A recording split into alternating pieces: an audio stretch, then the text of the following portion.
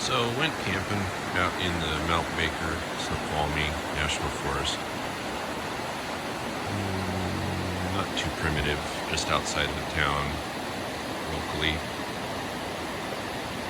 And decided to use the Tesla for camping.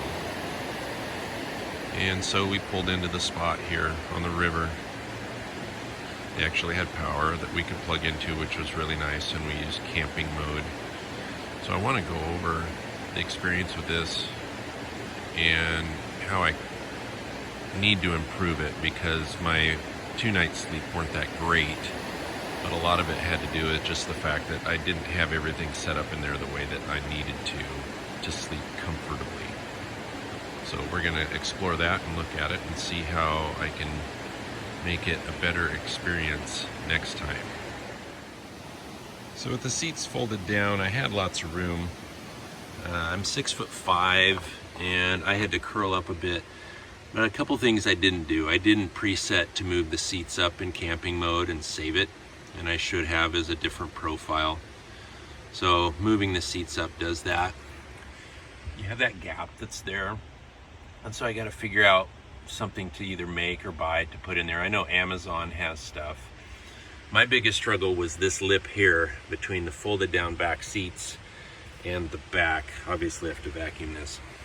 What I had was, I have a pop-up camper that is pretty old and hard to set up, but I took some of the cushions from it and I basically just kind of laid them out in the back of the car as sort of a makeshift mattress for it. It wasn't ideal, but even with these two, I put the third one up here the first night, and that lip there was still just really rough. So last night I took another one, so that I had two to kind of even that difference out, and that was a lot better, but then this was hard to sleep on. So ideally I want to put some sort of a platform in here or something that really levels this out, because you still have a big gap right here. And so I kind of want to figure that out. I know there's a lot about this online, and there's stuff that they sell for it, but for me, just throwing some stuff together, a couple rough nights sleep, not as bad as it could have been, but I'd like it to be better. And then of course had it in camp mode, and I can describe that a little bit later, although there's a lot of stuff online for that too. You are using your Tesla for camping overnight. You can go into your app and go into climate, and you can go scroll to camp mode. And what camp mode will do is that allows you to set temperature for the car overnight, uses the HVAC system for the car. I don't believe it uses 12 volt at all. It's obviously using the high voltage battery.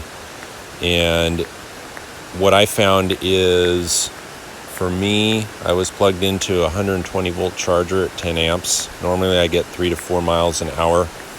When I was in camp mode overnight, set at 75 degrees to keep it kind of comfortable, I pretty much broke even on battery charging, which meant I was probably using what would have been 3 to 4 miles an hour of charge, instead was devoted toward maintaining the fan and temperature in the car. So if you didn't have power plugged in, then you could say, if I was in there for 8 to 10 hours, you're going to burn about 30 to 40 miles of electricity basically off of your car. So when I went into climate, you can click on camp mode on your phone. You can do this inside the vehicle as well, inside climate. And then within camp mode, you can change your temperature that you want the car to be throughout the night. Should be getting fresh air. It blows through the back and the front. And again, mine's a model 2013S, so the older model. The other thing too to know is that the alarm is not set even when you lock the doors. So with my phone, I would lock the doors, or I would just go into main screen here and lock and unlock off of this page. Somebody should not be able at that point to tap on your handles and open the door. You should be safe inside.